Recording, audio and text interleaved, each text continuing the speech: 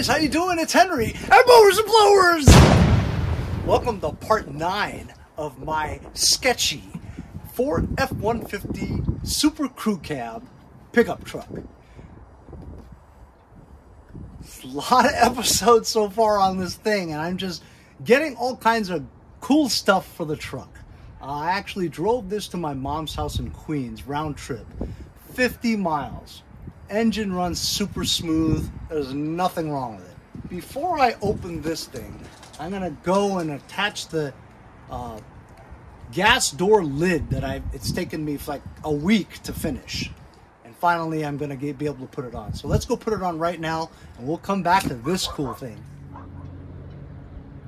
After spending a week's worth of time and spraying and sanding and spraying and sanding and removing the paint, I finally took it inside the house, in the basement, in my boiler room where it has a closed door, where it's always 70 degrees. Finally, I got it painted correctly. Not perfect, but for a spray can paint job with primer and 2 layers, it's pretty good. And this is the Rust-Oleum Sunrise Red. I did a light coat on the back because it looked yucky, and when you open it, at least it's red, you know. But anyway, it looks pretty good. It's not great, but it's a gas door. It was chrome before, you know. So I'm gonna see if it matches. It's okay. I mean, not really, but better than blue. Okay, now time for the long-awaited install. I'm looking at these clips it has here, and from what I saw on YouTube, you just put it on. It's that easy, they say.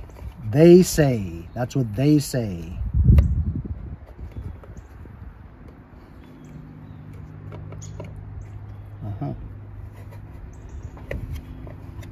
Looks like it just goes on like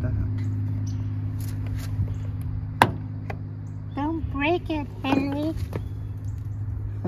I'll try not to. But it looks like it just goes on like that. Cow.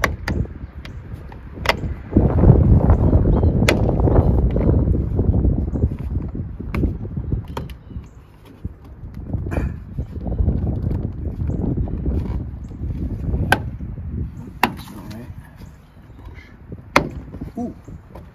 There we go. You put it in and you push it in like that. All right. Okay. All right. I don't know. Doesn't look like it seals very well. Like it's warped. You know what I mean? I know you know what I mean.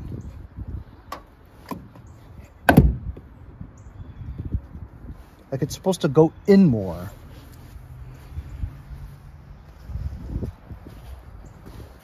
I don't know. Color doesn't look right, does it?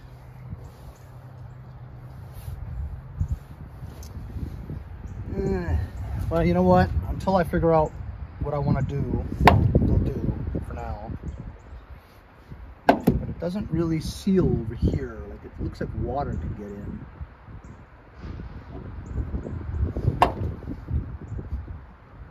Want to melt it more. It's not really pushed in. It's kind of warped. I'm not surprised it's warped because I mean I have been sanding it and painting it all over the place, so I don't know. I'll do for now, I guess, until I figure out what to do. So yeah, the color's a little off. Maybe I'll go buy a can of Vermilion Red from Ford. Also, it doesn't close really all the way. Like there's a little gap there, but I don't think water will get in there. At least I hope it doesn't. Anyway, you guys remember that yellow E85 collar that went on the filler neck? Kept it in here. I said, I'm not going to lose it because it's always here. It's bright yellow. I'm never going to lose it. Once I get the cap lid on there, I'll put the collar back on. I can't find it. I can't find the yellow thing at all. It says E85. What are you going to do? Whatever. It's a gas cap. Maybe Andy from Jericho, he used to be a vinyl wrapper. He might have some red vinyl wrap. We'll just wrap the gas cap and maybe that'll be good. Anyway, look what I got. They sent me a air horn. You know, like a train horn? Isn't that cool? Let's unbox it for you right now. All right, here we go. Complete set. Horn tech. Now, I believe my friends over at Vevor sent this to me, but it doesn't say Vevor anywhere. I guess they distribute it. So these are the 4 air horn trumpets, they call it. And it's they're offset because you'd be able to fit the round things in this area. Like if it was the same, it would be wider. You know what I mean? Also, I think these are different sound tones. You know, so when they all go off at the same time, I don't know, makes it sound better. This is the open and closed solenoid that goes on here, and it's powered, positive, negative. There's an air hose input here for your hoses. That has to be a really tight seal. Comes with this hardware. Doesn't seem like too many things here. It's got some Teflon tape where you put it around the fittings so that it doesn't lose air. Remember, this is compressed by air. It's got a inline fuse over here, but I don't have a switch. Do they require you to go get a switch? Some mounting hardware here. Instructions? Get out of here! We don't need instructions. Forget about it. Oh, wow. That is substantial. I've been saying that word substantial a lot lately. You know, I don't know how to get this out without pulling the thing. That's the safe way to do it. Look at that. Very well insulated. This is the air compressor tank. I'm sure you guys have seen these air horn kits where it comes with the air tank as well as a separate air compressor. This is an all-in-one unit. It has a small compressor that attaches directly to the air tank itself, and it also has just 2 wires. You have to treat insulation as 2 separate items, see? So you got positive and negative to power the air compressor, and then you have a positive, negative, or a trigger switch from, let's say, a horn, right? I want to attach this directly to my existing horn, so I don't need a switch. So basically, I just push my horn and this goes off in place of, or in conjunction with your existing horn. You could just connect them all together, you know? You just have to make sure that there are no leaks. So I guess I'm gonna try to just power this up real quick and just see if this powers up and works. There is a valve on here that stops it when it reaches a certain lever. Oh, see, look, it is a Vevor. This is a drain plug where over time air compressors absorb moisture, and so there could be some water in here after a while of using it. So once in a while, maybe once every 6 months or so, you have to take this drain plug out and let out all the water. Of course, make sure it's not pressurized at the time. There's a blow-off valve over here, and I believe something in here. Nope, this is the air fitting. But then when does it tell you when there's too much pressure and it'll stop on its own? You know, I'm gonna try to power this up first, and we'll see if it stops by itself. It oughta.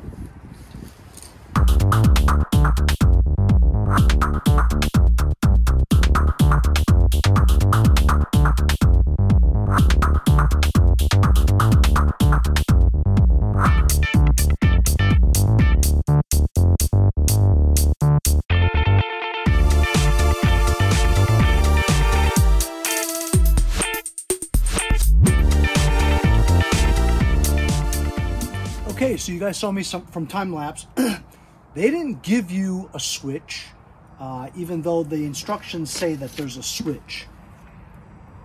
There is no switch. They don't give you any wiring either, at least not long enough to do anything. So I had to grab my own leftover wire and ground cables here, because you need to ground this to the frame, you need to ground that to the trigger. So I have it just extended here. I did some connectors to it. I got a fuse over here.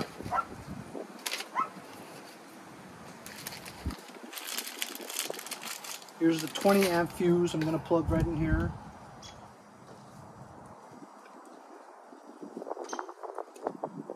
It's not exactly one of those fancy ones. Barely fits. There we go.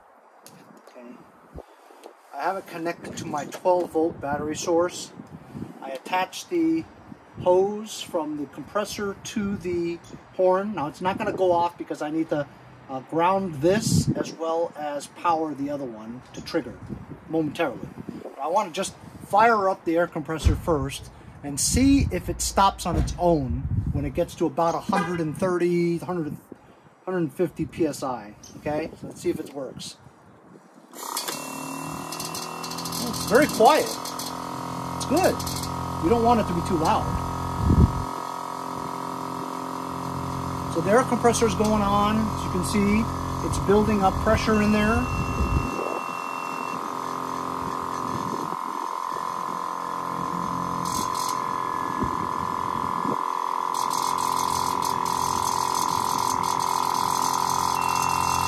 Make some noises.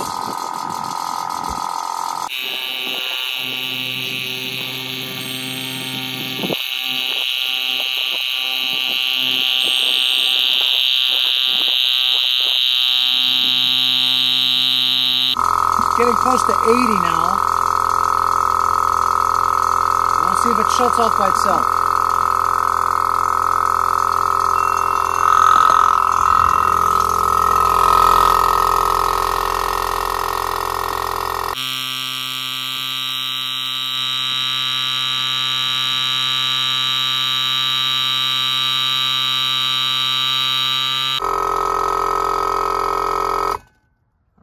So it reached 120 and it shut off by itself. That's good. I'm going to turn this power off now and listen for any leaks. Or see if this 120 goes any lower than 120, meaning that it's not leaking anymore. Cool.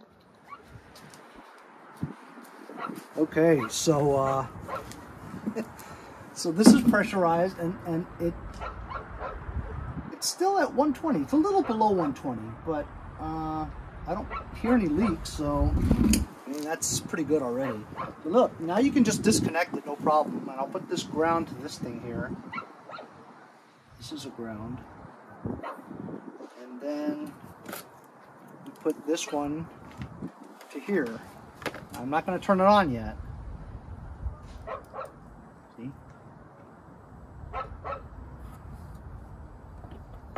I can do a momentary just tap just to see if it works. You guys ready? Holy cow! Oh my god, it's so loud. It scared the shit out of me. Oh man, that's great!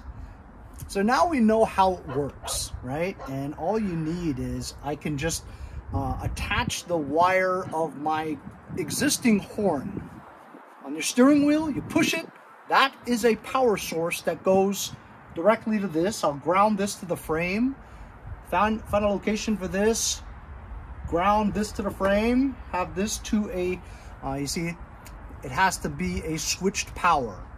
I don't want it to go on every time it needs a charge when I turn the key in the ignition. I want to have a switch to turn it on. So I have to get a switch. But how about that, huh? That's fantastic. Scared of Jesus. Should we try it again? Just do one more? Let's do one more. Again, that's like ground.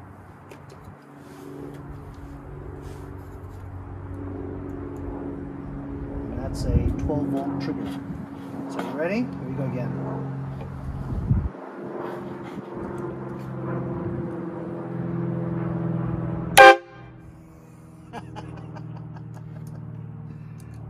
fantastic. I love it. I'm gonna have to order a switch because I don't have a switch.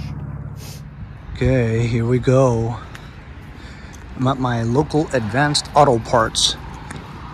Gonna go in there and get some switches and push buttons. So I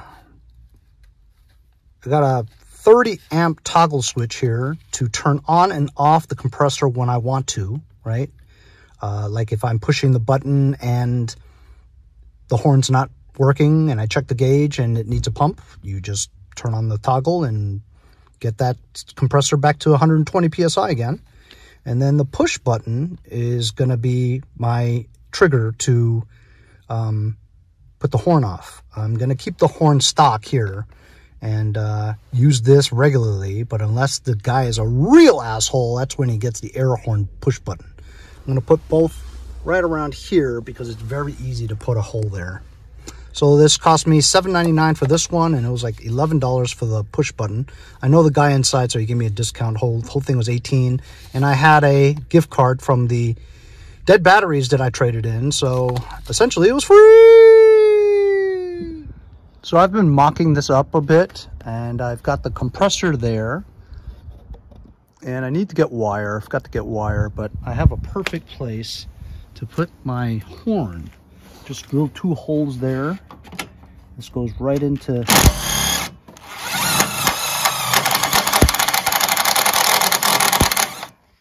this bracket, but need to find a right bolt to go in there that actually makes a thread.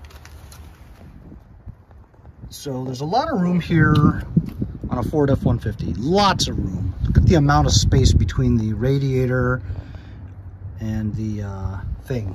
There's a rubber mat down there. It's kind of like blocking water from coming up. That's a perfect place for it, and it just sits there like that. It's floating.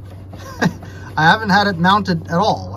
I think I'm just gonna, it's strong enough to hold it. It's not that heavy, you know, and it floats right here. So like if I secured it anywhere permanently, it would clinkle and it'll rub on something in metal and make noises, you know.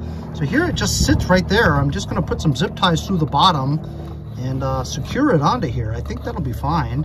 It just holds it there. And even underneath there's a plastic part too, so I think that'll be fine. I have to go get some wiring because I don't have enough wiring, and the wiring has to go from here, splice it to a middle. One part goes to the positive on the battery, the other one goes into the firewall. As you can see, there's a couple of entry points to the firewall, and then put it in there. I might have to come back tomorrow because the playoffs are starting and I've got a mess to clean up. Okay, fellas, it's taken me hours upon hours. My buddy Steve actually was at Home Depot. He asked me if I wanted any wire. He bought me 24 foot of wire. What a great guy, huh? Anyway, I decided I was going to tap into my existing horn. So I have my existing horn. I tapped into it. That's my trigger for the horn to the solenoid, right? Right now, the pressure is at still 100. So I have power to it. It's not kicking in, so it's got to, the pressure's got to drop a little bit more. I secured it with 2 bolts to the bottom over there, as well as a rubber bungee cord that's attached to it, so it free floats, but it's stable on here with a cushioning rubber strap there. It'll be very good because on the bottom of this is also a plastic skid plate on the bottom. So it won't get wet from the splashing, and it's also secure and kind of floating on that strap.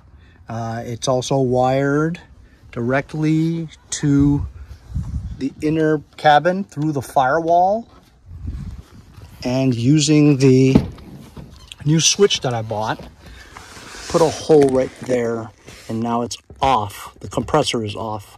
When the pressure goes below the amount that I need to have a horn, turn that on, and the compressor kicks in. So now here we go. I'm going to press on the horn. Ready? All right. Something else I got to do over here.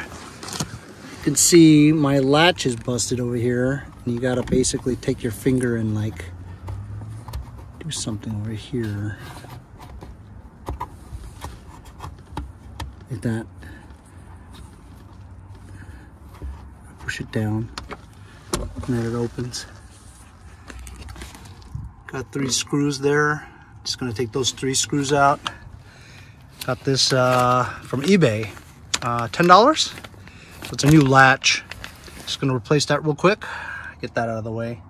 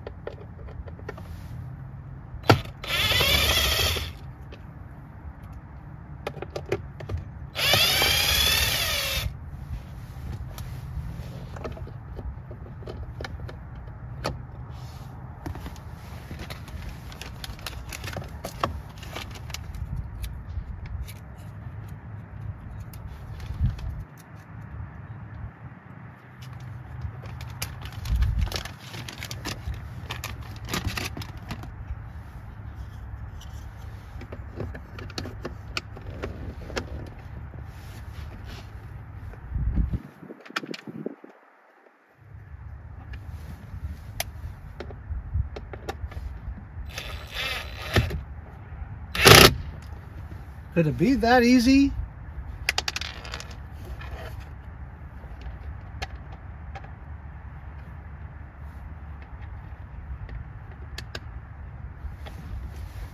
Could it be that easy?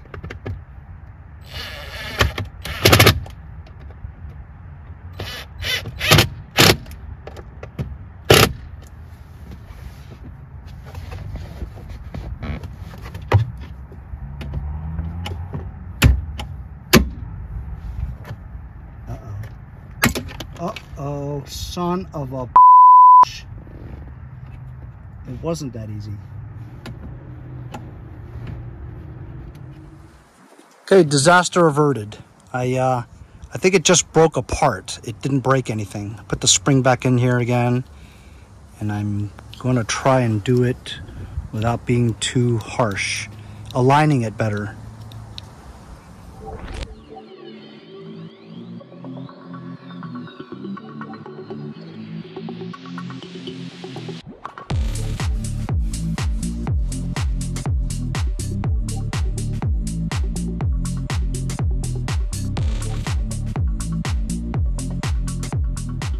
Okay, disaster averted. The aftermarket parts are not exactly like the real one, so I had to do some trimming. It wouldn't really fit right, and so I was glad that I didn't break it. Ended up putting it back together again. It just splattered apart. It's really cheap plastic, you know. But just a little bit of trimming around this glove compartment to get the assembly to fit right, so nothing was holding it. And now,